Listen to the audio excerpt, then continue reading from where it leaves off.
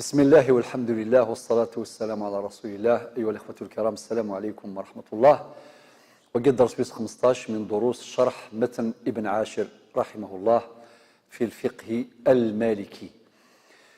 تحدثنا في الدرس السابق عن كتاب الصلاة، فرائض الصلاة، درس 15. أما درس اليوم تتمة، نبدأ في شروط أداء الصلاة، الدرس رقم 16 من البيت 106 إلى غاية البيت 110.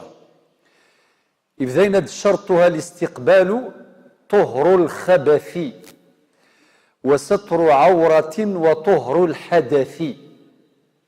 ما شاء الله، صياغة محبوكة متقنة. شرطها الاستقبال. يحدثنا ابن عاشر رحمه الله عن شروط الأداء، عن شروط أداء الصلاة.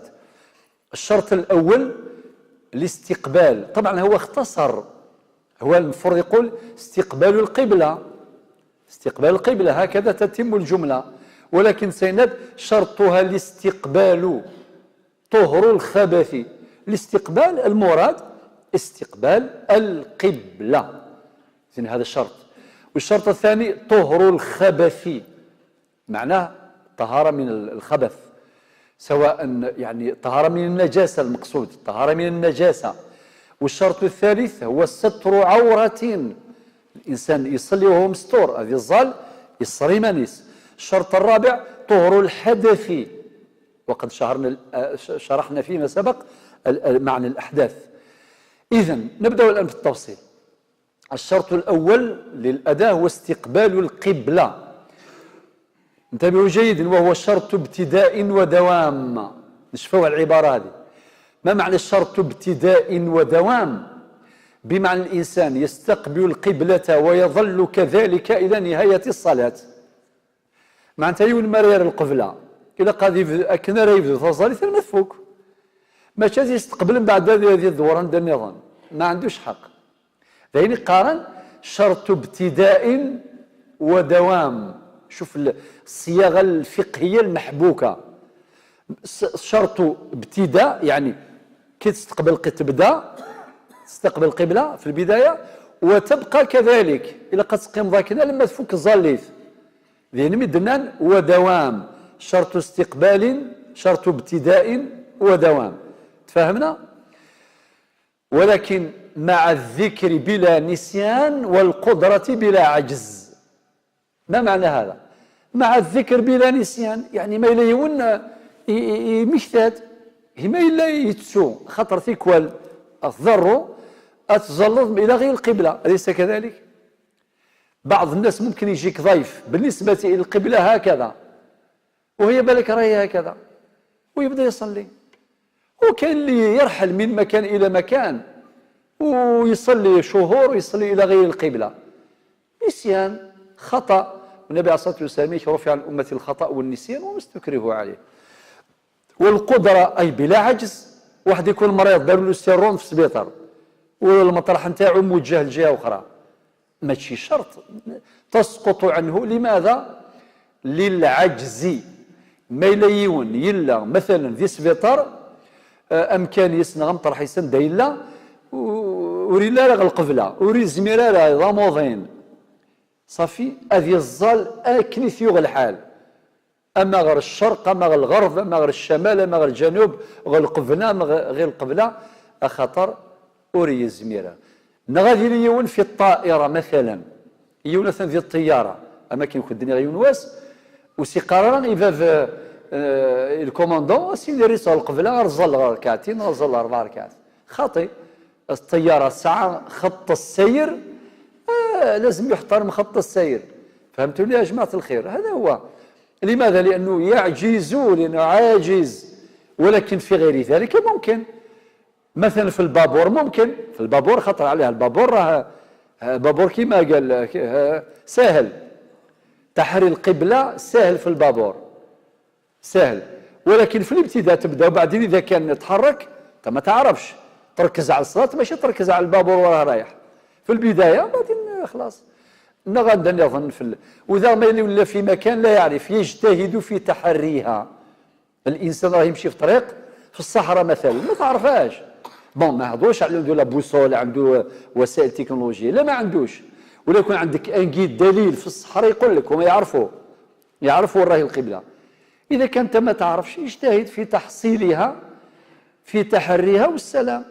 وممكن حتى واحد يمشي الان في وقت الشتاء الله يبارك في الجبل وين كاين ضباب وكاين وين ما على بالوش، اجتهد في تحريها.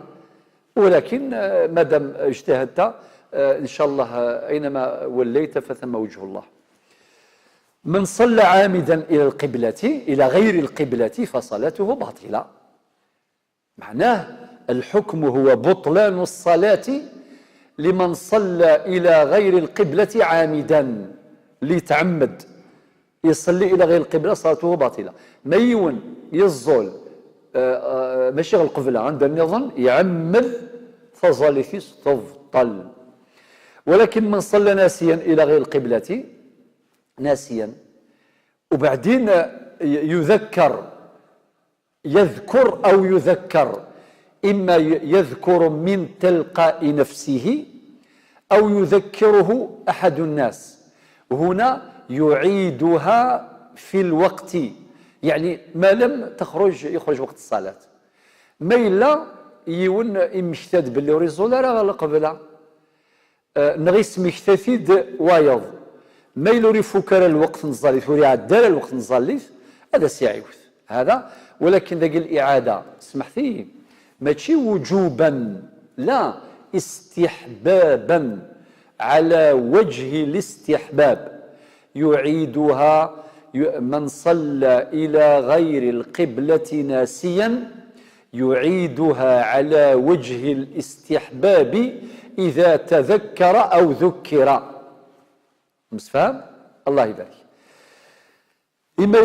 ما يون صلى إلى غير القبلة لعجز، قد قلناها قبل حين، هنا تسقط عنه القبلة للعجز للمرض. وإذا ذكر أثناء الصلاة يتحراها. أنت كي تشوف واحد صلى إلى غير القبلة سقمو برك تقيديه حكمه من الكتف ومليح تقول له باش ما يخلعش يقول شنو هذا. لذلك يجوز الكلام في هذا. قال يا أخي توجه إلى القبلة، بعدين باش يسمع لك. جا في الصف كما قلت لكم واحد خرجوه ما حبش يخرج، جا واحد يصلي وحده لقى الصف قاع معمر وراح الواحد يجبد فيه وهذاك ما حبش، قال لك هو انا نجبد هو يجبد طبعا لانه ما يعرفش. مي كي تقول له اهضر معاه بالعقل، قول اخويا اني لحقت وحدي اقلب بطرد وحدي فغد كالسي الصف باش تزاد يدي يزال غيدي اسفهم باش يفهم. علاش الامام مثلا اذا كان صار له حدث مثلا نقضوا الوضوء يجبد لهم في الصف الاول، يجبد الامام مؤذن اي واحد يصلي موراه، معناه يكون يعرف. هذه داخله في احكام الاستخلاف، احكام الاستخلاف. ماشي يجبد فيك من بعد الامام يخرج وانت تتبعه ولا واش دير، لازم تكمل الصلاه. الشرط الثاني شرط وجوب الاداء اللي هو طهاره الخبث. ما معنى طهاره الخبث؟ وقد ذكرها في البيت الاول، بيت رقم 106، البيت رقم 106 نعم، اللي هي معناها الطهارة من النجاسة. النجاسة إما طهارة يعني في البدن وفي الثوب وفي المكان، ثلاثة. طهارة في البدن يعني الإنسان يكون عنده جسمه نظيف ما عندوش نجاسات متعلقة به، ولا بثوبه بلباسه، ولا في موضع صلاته في مكان صلاته. المعنيس إلى قبيل الزدي أما نتسا الزدي ولا شريك النجاسة، أما ذا اللبساس ذين يلسى، أما ذا مكان دا أي الظال. أيضا هذا شرط ابتداء ودوام، شرط ابتداء ودوام معناه مع الذكر بلا نسيان ومع القدرة بلا عجز. وثلاثة ستر العورة، ذاكي مع الذكر والقدرة، ولكن تسقط مع النسيان والعجز. ستر العورة هذا من قد الصر إما نس ما رأي الظهر، أما ذرقز أما تمطث. الرابع طهارة الحدث، وهو شرط ابتداء ودوام، ولكن دقي مع الذكر والقدرة ومع العجز والنسيان، وقي خلافا للشروط الثلاثة الأولى. لذلك أشار إليها المصنف كي قال بالذكر والقدرة في غير الأخير. بالذكر والقدرة في غير الأخير. واش يقصد؟ يقصد الأخير الشرط الرابع. الشرط الرابع بمعنى طهارة الحدث. إذا كان واحد بدا صلاة من بعد نقض الوضوء نتاعو، لازم يتوقف يسلم ويروح يخرج باش يعود الوضوء، ما يصليش بغير وضوء، هذا هو المقصود. ثم مباشرة نتحدث عن شروط وجوب الصلاة وسننها. نبدأ من البيت رقم 111 إلى غاية البيت رقم 124. كل هذه الأبيات إن شاء الله نشرحوها ونعطي لها خلاصة مركزة. يبدأ كان يقول شرط وجوبها النقاء من الدم. طبعا ذلك يقصد النقاء من الدم يعني نقاء المرأة من دم الحيض والنفاس، هذا هو المقصود. بقصة أو الجفوف فاعلم إلى آخره. يعني كل هذه الأبيات تقصد نحاول نخصوها بشكل مركز. نبدأ الشرط الأول النقاء من الدم، المراد بذلك دم الحيض ودم النفاس. مع انتهى ثمطث ميلا يستسد الحيض أتحبس تظليثيس وتظل يرى ألما زديث حتى تطهر. ميلا ذي النفس نفساء ذا غتحبس تظليثيس لا تصلي ألما تطهر من دم النفاس. ولكن سبحان الله شو دينا فلا قضى أيامه ثم دخول وقت فأدها به حتما أقول. ايش يقصد داقي؟ معناها المرأة الحائض والنفساء لا تقضي أيام صلاتها، وهذا من رحمة الله بالمرأة. سبحان الله ما في رمضان ذي نظام ثمطوث تغير مستند يثشى ذي رمضان، ولكن خاطر رمضان تسد مرض سكواس أقول سكواس، ولكن تظلي خاطئ 5 صلوات ونواس في اليوم والليلة صافي في حرج في ثمطوث لو كتغير مستند صافي 2 ساعة دم الحيض 7 أيام أرنواس داخلين النفس شحال بوسان في 30 يوم من 40 يوم من أكثر، فبالتالي مدة طويلة. لو كان سيني الشرع إلى قد تغرمض والساني مكن ملا نتظلف هذا زاين في اللاس هذا زاين وقيد الحرج. وربي ندوى ما جعل عليكم في الدين من حرج. هذه الآية ذكرتها مرارا. واش من السورة؟ سورة الحج الآية أخيرة، سورة الحج الآية 78. لذلك هذا هو المقصود. وبعدين دخول الوقت معناه إذا يشمل الوقت يعني لا تكون ذمة الإنسان مشغولة بالصلاة إلا بدخول الوقت، لقوله تعالى إن الصلاة كانت على المؤمنين كتابا موقوتا. لذلك يتحسب ربي وين ما يموت قبل وقت مظلف. فمثلا يون المغرب يباض ونزولرا إهمالا وتقصيرا، لو كان يمثك بعد المغرب يتحسب، ولكن العيش يتحسب رفلاس خاطر العيش مازال دبيض. لذلك من لطائف ما سمعنا أن بعض الناس ربي يوفقهم ادوا صلواتهم كاملة وبعدها بلحظات ماتوا، وكلكم سمع ما سمع. هذه من علامات حسن الخاتمة أن ربي يوفق الإنسان يؤدي صلاته بعد ما يؤديها بعد ساعات أو لحظات بقاو على خير، يروح ويسعد. نسأل الله عز وجل أن يسترنا وأن يكتب لنا جميعا حسن الخاتمة. والله يا خوتي غير كل ما نتفكروا حسن الخاتمة نقول ربي أعطينا حسن الخاتمة، لأنه يسعدنا. قطر سعادة الدنيا لها ما ينغصها، في الدنيا ما ينغص السعادة والراحة والهناء، المنغصات الدنيا يعني إلى وين يسلوغون أستفض تهنض أد يسيون الخضار يسلوغ كلش، يسلوغ لون، يسلوغ اللغن، يسلوغ كلش صافي. لغة نتعشوا كل جيون نتراجعوا كل إلى الخوف دي الدنيا لله. نسأل الله العفو والعافية. ولكن اللي تهنى يروح للآخرة بحسن الخاتمة يسعد. نسأل الله أن يرزقنا جميعا حسن الخاتمة. إذا دخول الوقت، وطبعا هذا الأمر معروف عندكم جميعا. الوقت أفضل الصلاة هو بداية وقت الفضيلة اللي هو وقت الأول للصلاة بعد دخول الوقت، هذا يسمى وقت فضيلة. بعد نسعى الوقت الاختياري شرحناه، ونسعى الوقت الضروري كل هذا شرحناه فيما سبق. وبعدين يبدا يغدي يتمسي في السنن بدءا من البيت 113 وما بعده. المصنف ابن عاشر رحمه الله حدثنا عن سنن الصلاة بدءا من البيت رقم 113 وما بعده.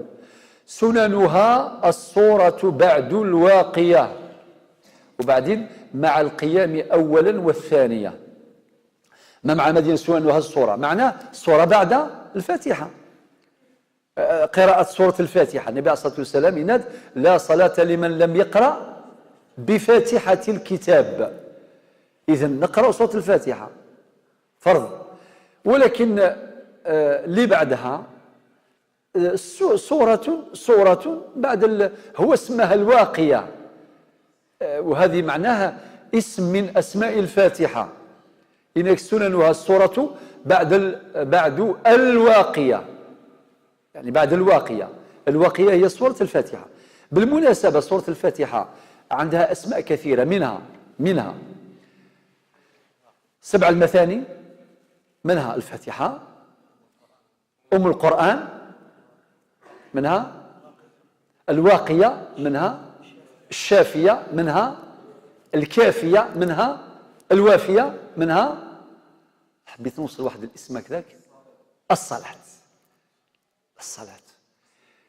من أسماء الفاتحة الصلاة، من أسماء الفاتحة الصلاة. وبعدين إذن السنة الأولى ذكرنا في السنن قراءة السورة بعد الفاتحة، ولكن للإمام والمنفرد. أما المأموم فينصت للإمام في الصلاة الجهرية. بمعنى واحد كيصلي وحده فذا أو منفردا لازم طبعا بعد ما يقرأ سورة الفاتحة يقرأ سورة في ركعتين مزهورة. إذا كان المغرب يقرأ في ركعتين الأولين الفاتحة زائد سورة ما تيسر من القرآن في ركعتين الأولين في زوج، وصلاة العشاء كيف صلاة الظهر كيف زوج هذوك الأولين، صلاة العصر كيف زوج الأولين، وصلاة الصبح في زوج هكذا. والرغيبة ليس شرطا، ممكن الفاتحة ممكن بفاتحة وسورة كلاهما صحيح. ولكن المأموم والمنفرد للإمام والمنفرد، طبعا الإمام يصلي يقرأ سورة الفاتحة ويقرأ سورة بعدها، والمنفرد اللي يصلي وحده. ولكن بالنسبة للمأموم يستحب له الإنصات ولا يقرأ لأنه يسمع الإمام. الإمام يقرأ في يعني في الصلوات الجهرية الإمام كي يقرأ نسمعه وهذا هو المطلوب. السنة الثانية القيام لقراءة السورة، القيام لقراءة السورة، وهذا أيضا للإمام والمنفرد. وبعدين ثلاثة ذاك واش قال القيام لقراءة السورة ثلاثة أكذ يسر العام نجيبوهم في زوج. الثالث والرابع الجهر بمحله والسر بمحله، هو كذا قال إنك الجهر بمحل جهر وسر هكذا جهر وسر بمحل لهما، هكذا في الشطر الأول من البيت رقم 114 جهر وسر بمحل لهما. ما معنى هذا؟ معناه الجهر بمحله والسر بمحله. الجهر صلاة الصبح نجهر فيهما في ركعتين، صلاة الظهر بالسر قاع في 4، صلاة العصر بالسر في 4، صلاة المغرب زوج الأولين جهرا والركعة الأخيرة سرا، صلاة العشاء زوج الأولين جهرا زوج الآخرين سرا. أو فهمناها؟ وقيل المقصود جهر وسر بمحل لهما، يعني الجهر بمحله في موضعه والسر بمحله في موضعه، هذا هو المقصود. لذلك الجهر والسر جبناهم 3-4. إذن السنة الثالثة الجهر، السنة الرابعة السر. وبعدين السنة الخامسة إنك تكبيره إلا الذي تقدم. معناها التكبير المقصود بذلك ماشي تكبيرة الإحرام، لا، تكبيرة الإحرام ذكرناها سابقا وهي فرض، خاطر بها ندخلوا الصلاة. كي تقول الله أكبر باش ندخلوا الصلاة، ماشي تقول يقصد، لا لم يقصد هذه تكبيرة الإحرام، ذكرناها ضمن الفرائض فيما سبق هكذا. ولكن نتحدث عن السنن. السنة هي التكبيرات نتاع الانتقال، تكبيرات الانتقال من إلى. كي تكمل سورة الفاتحة والسورة تقول الله أكبر باش تركع، وبعدين سمع الله لمن حمده ربنا ولك الحمد، وبعدين الله أكبر باش تسجد، الرفع من السجود إلى آخره. هذا هو المقصود، يعني اسمه تكبيرات الانتقال. ثقي السنة الخامسة. السنة السادسة والسابعة نجيبوهم مع بعض، اللي هو التشهد الأول والثاني. التشهد الأول والثاني وقد تعرفوه كامل، تشهد التحيات تعرفوها، والصلاة الإبراهيمية تعرفوها. الثامن والتاسع الجلوس الأول والثاني. يا أخي نجلسوا الجلسة هذيك بين كي نصليو مثلا المغرب، نصليو ركعتين بعد نجلسوا، أم بعد ننهض لنقرأ سورة الفاتحة في الركعة الثالثة والأخيرة، وبعدين نجلس الجلوس الأخير. هذا السنة وهذا السنة، ولكن فيه تفاصيل سيأتي بيانها في سجود السهو. كي نتكلموا على سجود السهو، وكذلك كي نتكلموا عن ترقيع الصلاة. وعلى بالكم موضوع ترقيع الصلاة يحتاج إلى تفاصيل دقيقة جدا، تفاصيل دقيقة جدا سيأتي البيان في الوقت المناسب. وكذلك سجود السهو، السهو القبلي البعدي، السجود التاثوث يول ما يسنغاس اشو يسنقاس ثيكوا تفضوا حسكي في التكبيره. هل ترى الى قد يخدم السجود الخاطئ ثيكوا تفض يخدم السر ديال الصلاه الجهريه، نجهر في الصلاه السريه، صلى الظهر جهرا، وكان واحد كيكون مشغول وحسره يصلي واش يدير؟ زاد معناه لازم يدير السجود السهو البعدي ميك فوق تظليث، خاطر يجهر ذي طهور نوضي العصر، هذه السجد السجدتين بعد السلام، كي يسلم يدير سجود السهو البعدي، باش ما نخلطش بين الامور، نخليو هذه المسائل ترقيع الصلاه وسجود السهو الى وقتيهما. 19 قول سمع الله لمن حمده. متى؟ عند الرفع من الركوع، سمع الله لمن حمده. وقي عند الرفع من الركوع يقوله الإمام والمنفرد، أما المأموم فلا يقول سمع الله لمن حمده. عليك نصلوا مع الشيخ هو يقول سمع الله لمن حمده، هل ترى نقولوا حنا سمع الله لمن حمده؟ لا، نقولوا إما ما هي الصيغة الواردة ربنا ولك الحمد، صيغة أخرى ربنا لك الحمد، الصيغة الثالثة اللهم ربنا ولك الحمد. إذن سمعت أي واحد قال هكذا معلش يجوز، كل هذه الصيغ واردة.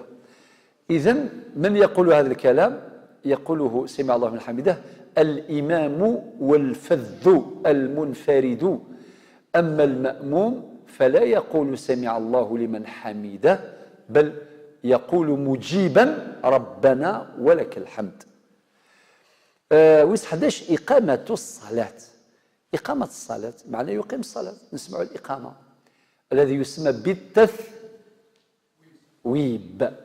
التثويب، والتثويب يطلق في موضع آخر متى؟ عند قول المؤذن الصلاة خير من النوم. ما شاء الله، ربي يحفظكم. إذن إقامة الصلاة، ولكن في الفرض والفرض سواء كان حاضرا أو فائتا. بالنسبة للرجل معنى أرجاز، ذكر أرجاز يقيم الصلاة، إما الصلاة الحاضرة ما ينزل وحدس، ما ننزل كل الجماعة غادي المؤذن يدير الإقامة، وممكن ماشي المؤذن يدير الإقامة يديرها غيره، وهذا أيضا جائز. الأفضل الذي أذن هو الذي يقيم، ولكن إذا كان أذن مؤذن وأقام غيره للصلاة فهذا أمر صحيح جائز مشروع. نعم لا ينزل وحده، إذا كان صلى وحده الإنسان أيضا يقيم الصلاة، الله أكبر الله أكبر أشهد أن لا إله إلا الله وأشهد أن محمدا رسول الله، ولكن فرق الأذان ساكن ولكن الإقامة معربة. من يشرح لنا هذا الكلام؟ من يشرح ذلك؟ نعم الشيخ.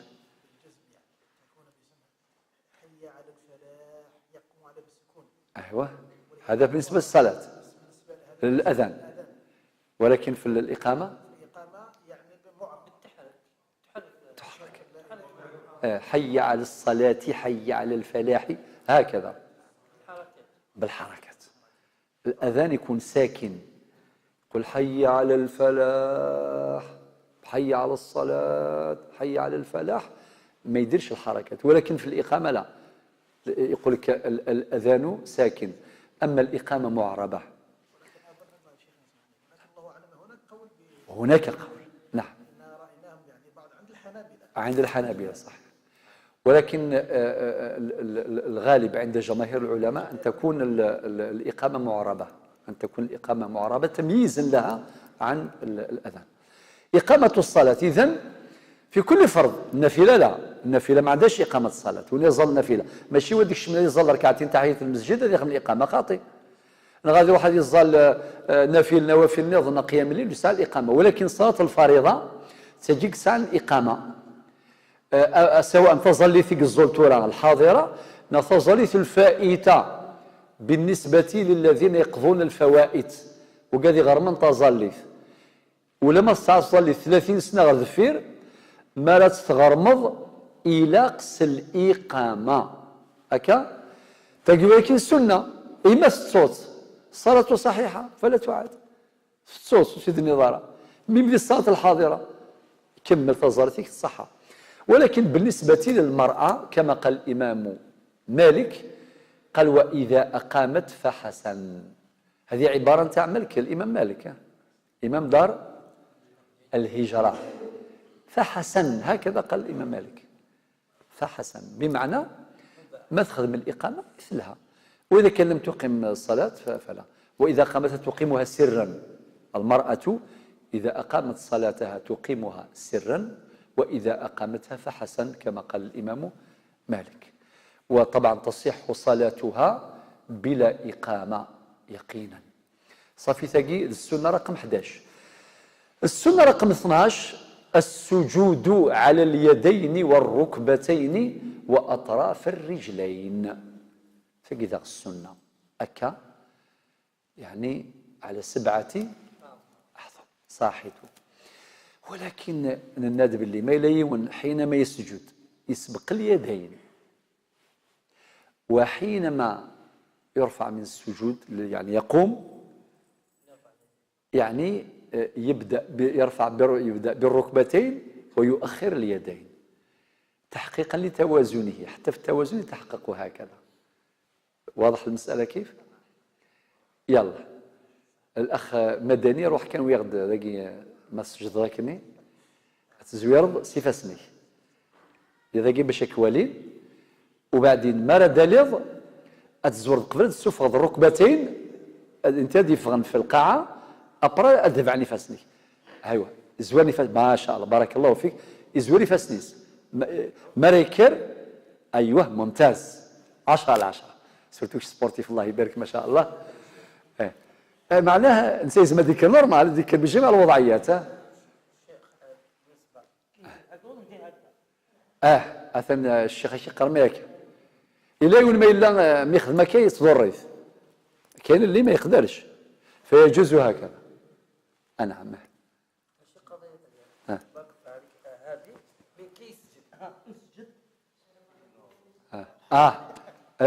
في السجود يدير هكذا، خطر عليه ما يسجد توازن يتحقق، مثلا الراس وكذا يعاونوا. ولكن إذا كان عنده عذر صحي فالحرج مرفوع، عذر صحي. وإلى الأفضل ما لا يروح هذه السجاد يزوري فاسنيس، وهذا أولى باش يتحكم من الكيليبرينس توازنينس. ولكن ما ذكر الركبتان تنفصلان أولا عن الأرض ثم يتبع ذلك باليدين تحقيقا لهذا التوازن، وهذا من السنة. ولكن إذا فعل العكس فصحيح، خاطر تيكون سا ديبون ماشي صح مع الضيق مع الحرج. أحيانا تلقى مع الصف مثلا الله يبارك فيه اكتظاظ وكذا والزمرة زور دي فاسنيك زوري ظهرنيك أكن تفيض إيمانك أكني، هذه من السنن، يعني هذه كلها سنن. رقم 13 إنصات المقتدي. المقتدي هو المأموم، بمعنى لقراءة الإمام الجهرية. ما ديغرش الإمام إلى ننصت للإمام، وطبعا الأدلة في هذا الباب موجودة. رقم 14 رد المأموم السلام على الإمام، تجي معروفة من السلام عليكم يرد عليه المأموم. الطمأنينة رقم 15 سكون الأعضاء. طمأنينة قلت يا جماعة الخير ما هو حد الطمأنينة؟ شكون يجيب منكم؟ طمأنينة يعني سكون الأعضاء. خطر أحيانا نشوفوا بعضنا البعض كل واحد في روحه، أحيانا تكون مستعجل باش كي ما تكونش مستعجل ولا لا، ولكن توجور كاين الحد المطلوب، كاين الحد هذا كلمة الحد على بالك في الفقه من أعظم من كتب في موضوع الحدود شخص واحد. شكون؟ ابن عرفة. بارك الله فيك. الباب هذا دقيق جدا جدا جدا، لذلك أهل الاختصاص في علم الأصول يركزون على موضوع الحدود في التعريفات الجامعة المانعة. لذلك ابن عرفة رحمه الله من أجمل وأرقى من كتب في هذا الموضوع هو ابن عرفة، حدود ابن عرفة. السؤال المطروح ما هو حد الطمأنينة؟ اللي هو سكون الأعضاء. ماشي واحد ذا نقاذين قفطة زاليثيس يعني أمشي، يعني ممكن تجاوبوني ما هو هذا الحد؟ تفضلوا يعني اللي بغى يهضر. ممكن واحد منكم يجي يدير لنا نموذج يعني باش نعرفوا الطمأنينة. أيوه بارك الله فيك، مقدار التسبيح يعني قد تاع الركوع 3 تسبيحات. يعطيك الصحة. وإذا كان مستعجل يدير تسبيحة واحدة يعني تجزئه. بارك الله فيك. أحيانا تكون متحتم ما تقدرش تقول سبحان ربي العظيم، قلها مرة واحدة هذا يجزي. السؤال هذا مطروح. وكاين أحيانا الإمام يطول في السجود، وهذاك المأموم واش يدير؟ غادي يا إما يدير الدعاء يا إما يعودها سبحان ربي الأعلى سبحان ربي الأعلى، ويكون يديرها أكثر من 3 مرات. هل هذا جائز أم غير جائز؟ جائز لا حرج إن شاء الله. معنى درتها 3 أو أكثر من ذلك فهذا أمر مشروع. النغمة سورة السجود النبي عليه الصلاة والسلام أعطانا حديث يقول أقرب ما يكون العبد إلى ربه وهو ساجد، ودعانا في حديث آخر بالاجتهاد في الدعاء.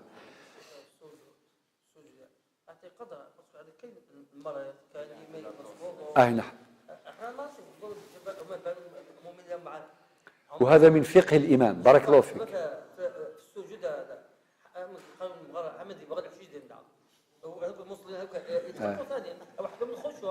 يعني من فقه الإمام التخفيف. وإذا كان في خاصة نفسه حينما يصلي يقوم الليل مثلا أو تنفل يعني من حقه أن يطيل. الله يبارك راه في السجود وأقرب ما يكون العبد إلى ربه وهو ساجد. ولكن كي يكون إمام من فقه الإمام أنه لا يطيل، يخفف على الناس كما قال الشيخ وقال النبي محمد صلى الله عليه وسلم. كاين المريض وكاين ذو الحاجة وكاين المستعجل اللي راه مخورها في الطريق بغى يروح، أليس كذلك؟ إذا كان المرأة بالك عندها وليدها يقلق فيها وشي من هذا القبيل. وكذلك حتى قول الإمام مثلا، هذا من فقه الإمام أنه يقول الله أكبر يقولها سريعا باش يعطي فرصة يسبق هو وبعدين يتبع الإمام، ماشي الله أكبر هو يقول هكذا راه يناض وهذوك ديجا وصلوا. لا مفهوم، كاينه هذه عليك نور. لذلك صدقني غير كاين وين دي فوا تنقص لا فيتاس، يعني تنقص لا فيتاس باش تخليه هو يسبق، لأن الإمام لازم يسبق. الحديث النبي عليه الصلاة والسلام يقول إنما جعل الإمام ليؤتم به، ما يلزمش المأموم يسبق الإمام. ولكن ذا الإمام لازم يكون شاطر، وهذا من فقهه أنه يحسم يجزم يسرع، يعني يقول الله أكبر ينوض باش يسبق هو ويعطينا فرصة حنا نتبعوه وهكذا. رقم 16 السترة للإمام والمنفرد. هنا السترة فيه كلام. السترة ما معنى السترة؟ يعني هذوك اللي راهم مثلا يديروها الآن، ما يدير حاجز باش يمنع مرور المارين، يدير السترة. إما درك واحد يصلي خلف العمود خلف الراكزة هذه سترة. ولا كاين مساجد اللي عندهم هذوك نتاع الخشب سترة، يجي واحد يصلي وحده الهي يجيبها يحطها قدامه، معناه يعطينا إشارة باللي رانا نصلي ما تفوتوش قدامي. اتفقنا؟ نعم. السؤال المهم بارك الله فيك، شحال الانترفال شحال؟ قدر ما وين الأعضاء نتاع المصلي يتحطوا تقريبا ارتفاع، ما يزيدش يديرها طويلة بزاف ويدير شغل حاجز بعدين هو منين يفوتوا. خليها برك قدامك قسم انت وين تسجد تحط راسك والسلام.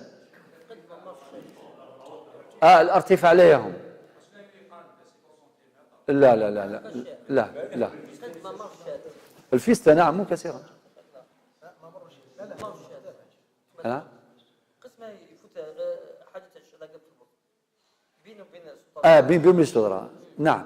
وفي حاجة مهمة، السؤال المطروح فيه إذا كان الإنسان راح صلى في مكان، مثلا نعطيه مثال، واحد يروح يصلي لهيه قدام الباب، هو يصلي قدام الباب وبعدين يمر المارون، شكون اللي أثم، المصلي ولا المار؟ المصلي.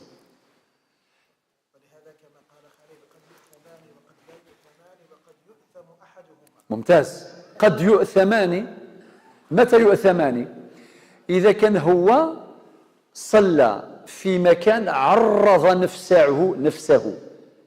علاش يتكلموا من فوق؟ يقول لك المكان الآمن، يقول لك إذا صلى الإنسان في مكان آمن من مرور المارين فلا يأثم لأنه راه في مكان ولا يحتاج إلى سترة. السترة يجي ماشي أوبليجي. إذا كان واحد صلى في مكان درك واحد كيما الآخر يصلي قدامنا هنا، يعني هذا المكان آمن من مرور أو عبور المارين، ذيون بمكان ذي ثمن سيكوريتي ولا شو دي عدين، ولكن ماشي من يزنديهن أما يزنديهن ناض قخام وين يزند قخام يصلي في داره يروح يصلي خير الكوان، يعني الزاوية وين ما كانش اللي يمر. ماشي اوبليجي، ليس شرطا أن يتخذ سترة لنفسه إذا صلى في مكان آمن من مرور المارين. أما إذا كان عرض نفسه لمرور المارين كما اللي يصلي كما قلت لكم له فهو الآثم. وإذا كان هذاك المار عنده مكان آخر يمر من قدامه، كلاهما آثم. إذا كان هو في مكان آمن ويجي المار ويمر، شكون اللي يأثم هنا؟ هنا المار، كل مرة شكون يأثم؟ هذا هو المراد. نعم، أي صلاة الجماعة. نعم نعم صحيح. نعم، وكما راه في الحرمين مثلا، في الحرمين الأمر مسموح، مش كما الأماكن الأخرى المساجد الأخرى. ولا رحنا لمكة، سواء في مكة، وكاين الناس اللي زعما يحاولوا يديروا قطع ولا ريح، لازم دير لي كارد كورو يا ربي تستر راسك يعني. مفهوم؟ ساعات دين الغاشي دينا ماشي لام ذاكي، دينا في مكة المسجد الحرام يقوى الغاشي صافي ذاكي لا ينفافور يعني رخصة يمزل ولا ما عدان ولا حرج، ركز صلي بخشوع والسلام. السؤال المطروح، طيب إذا كان واحد قطع صلاة هل الصلاة باطلة؟ الجواب لا، الجواب لا. وهناك أحاديث في البخاري وفي الموطأ ما سينص قبيثي الزمي تظليث ماشي المعنى يس تظليثك تفضل، كمل تظليثك تصحى. هناك أحاديث كثيرة أختار منها حديث يدينا النبي محمد صلى الله عليه وسلم، حديث عثمان وعلي، إناد لا يقطع حديث وقف الحديث الذي رواه الإمام مالك، إناد ولا يقطع الصلاة شيء يمر بين يدي المصلي. ولاش إنك لا حائض من المرأة الحائض ولا حمار ولا كلب أسود ولا غير ذلك. اللي بغى يرجع إلى كتاب المدونة باش يتهنى تماما هكذا. وعن عثمان وعلي رضي الله عنهما قال لا يقطع الصلاة شيء، ولكن بعد وادرؤوهم عنكم ما استطعتم، هذا حديث في البخاري، معنى ادرأوا لا تعرضوا أنفسكم ما استطعتم. وعن عبد الله بن عمر رضي الله عنه قال لا يقطع الصلاة شيء مما يمر بين يدي المصلي. هذا الحديث أيضا أخرجه الإمام مالك. رقم 17 الجهر بالسلام طبعا عند الخروج من الصلاة. شكون اللي جار هنا؟ الإمام والمنفرد والمأموم كاع. لكن الجهر بما والحد الأدنى بما تسمع به نفسك. الإمام يجهر باش يعلن بنهاية الصلاة وحنختموه نتبعوه، ولكن نجهروا كامل بالصلاة بالجهر هذا من السنة. ولكن واحد قال السلام عليكم سرا هذا يجزي يعني صلاته صحيحة. أما ذا بك من فوق تظليث، أما ذا الإمام، أما ذوين الظلن فيرس، أما ذوين الظلن وحدث إلاق أدي جهر ما ديري السلام عليكم يعلن باللي فرض في الظليث يكفى تظليث. رقم 18 الصلاة على النبي صلى الله عليه وسلم في التشهد الأخير. الصلاة على النبي الصلاة الإبراهيمية ثقي رقم 18 ثقي السنة إما سجدت أيضا صلاتك صحيحة. في 19 الأذان للجماعة. لا شو المعنى؟ ولكن الأذان للجماعة يعني التي تطلب غيرها. الجماعة مثيلي نغ تطلب غيرها بمعنى السوليويات، وذلك كذلك ما إلا في حال سفر إلا في فلات في الصحراء ذاك يستحب له الأذان، يرفع الأذان أولا يستوالي وكذا هذا السنويات باش أدسنا الظني يستداون أجر الجماعة، والظلم صلاة الجماعة تتحقق باثنين فأكثر، 2 خير من 1 3 خير من 2 إلى آخره. وصلاة الجماعة يعني تفضل صلاة الفذ منفرد ب27 درجة، في رواية الحديث ب25 جزءا أكا. ولكن نعم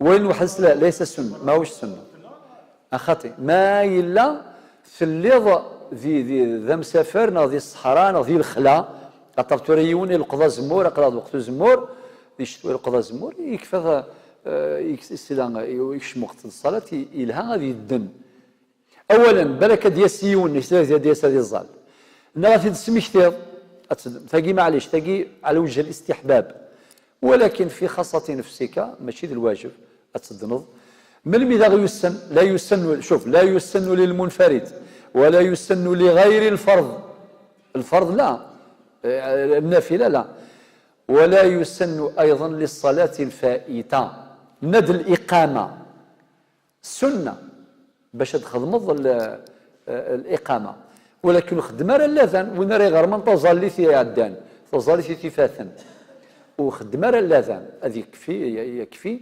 الإقامة وجيو 19 قالوا ويس 20 فيه تفاصيل شويه نشرحوها قصر الصلاة الرباعية ثاقي ذا شو دينا قصر الصلاة الرباعية معنا تظلي الظهر أكو العصر أكو ذي العشاء ذا قلنا نتكلم تفاصيل ثاقي السنة ثورة ما تروح مكان جماعة تسافر لأنه قد يونا كينك خدم غير القصر الظل كومبلي الظل طهور والظل العصر الطهور ذي الوقت صار 4 ركعات العصر ذي الوقت صار 4 ركعات العشاء ذي الوقت صار 4 ركعات ذا شو يخدم راه يخدم راه كان السنة تظل في الصحة ولكن من السنة قصر الصلاة الرباعية في الصلاة في السفر أو عند السفر مع انتهى أتساوي اللاجر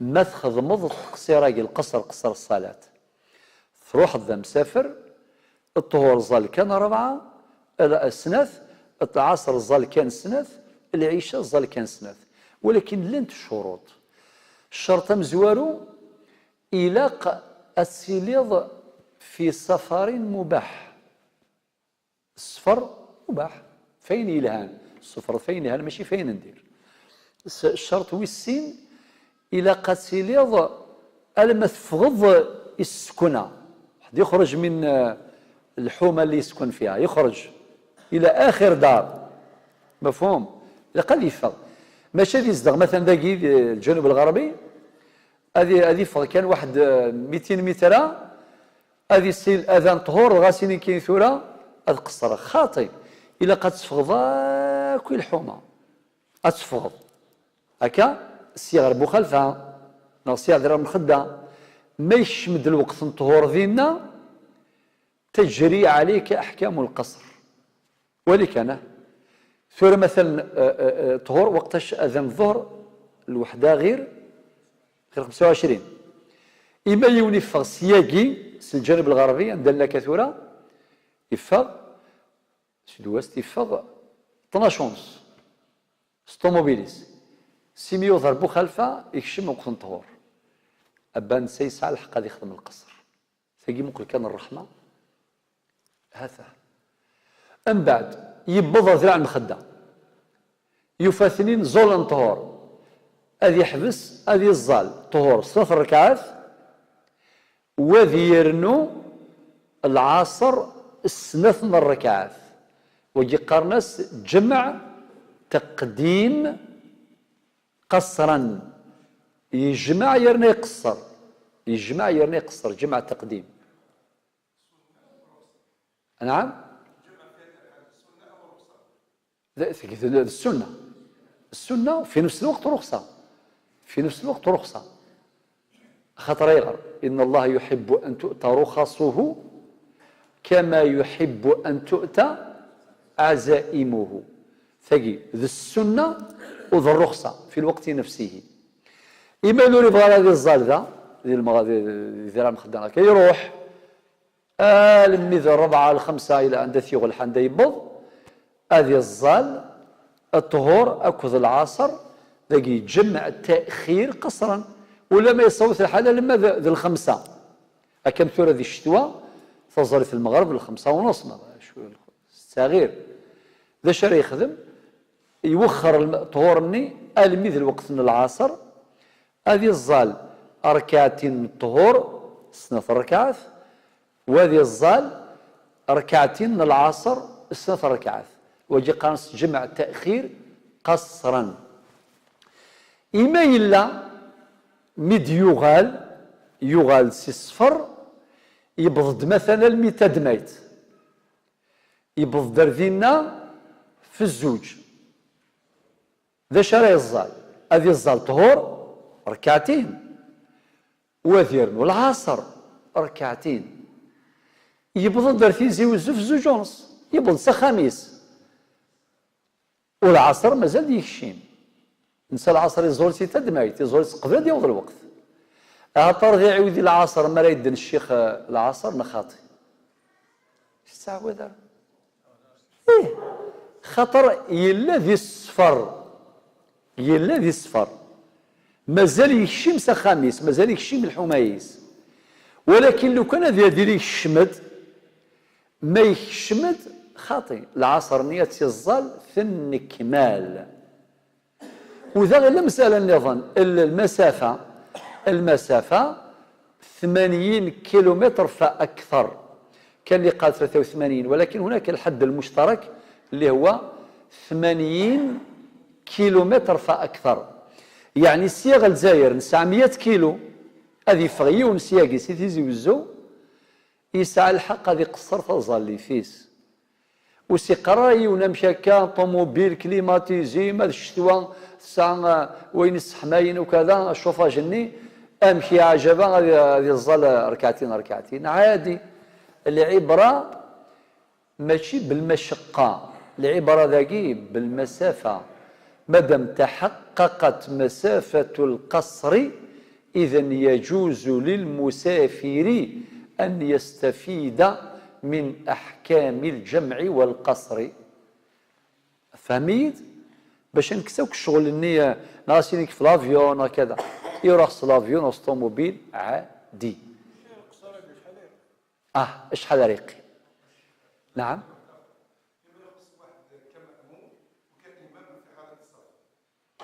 بارك الله فيك شكرا سؤال مهم مليون ديون يروح يبضر ذراع المخدة زول طهور اكل الامام زينة الزرد اكل الامام يزول 4 ركعات طهور الزال 4 ركعات وسقرايا الامام ارجوك خاطر ماشي الماموم ماشي الامام ماشي الماموم ماشي الامام صافي انما جعل الامام ليؤتم به وسقرايا كاين سيغ فافور سيغ ريدكسيون 50% هذا حبسه خاطي خاطر راك كذفير الامام ذبع الامام اقراك لي طهور ذبع الامام تلحقط ولكن ما يلا ميكفوك الامام تزرت طهور زول ذيدس شيني زل ركعتين من العصر ثورة ذينا سور بلاصة مثل ضكت الإمام طهور أخذ من الإقامة زل العصر ركعتين خطر وحدك إما إلا مجموعة أقلك ذي 5 ذي 6 ذي 7 إلى آخره لأن المقيمون لأن المسافرون ذاكي ما إلا تقدم المقيم هذه الزال يسون ذي ضعيف ولا ماشي ذا الامام ولكن تورث الامام غاس ماشي ديال الجامع الظلم ذو خانه ديال الخلانه ولكن ما سمحتين كذا مسافر اتقدم منك الشيني اتزوض كذا ركعتين اتسلمض نثني اذكبرن وداوين ركعتين النظام هكا صلح مكنوي ذي 5 ذي مسوفر هكا صبغوا مريم بومكان توفى من وياض ماشي ذي مسوفر مقيمين يون ديون هذه الزال 6 ركعتين وقاذي لاني ذيك ذي مسوفر هذا السلم ما مشيتش ولكن وقاذي لي المقيمين مثل الشيني كامام اذ كملا اداون ركعتين اثني خصا خاطر اثني ماشي ذي المسافرين اثني ذي المقيمين يقول هذا النظام اما يليون يروح ب100 يروح بنية السفر شحال راه يخدم ما يسعى النية هذه قيم 4 أيام 4 أيام نغ أقل صوثر وهران نغر بسكرة نغر غردايا نغر واد سوف ما سايض النية أتقيمض 4 أيام نغ أقل يعني 20 صلاة أو أقل 20 صلاة يعني 5 زولة ذكواز صافي في 4 معناه 20 صلاة ما سايض النية أتقيمض يوباس يومين 3 أيام 4 أيام نقل مادام ذيني في الليل ورغم انك توضل سخام راك مرتاح اليز ما شاء الله تسعيد الحق لا فافوراكي خدمتك ديال 4 ايام مني ما شاء الله.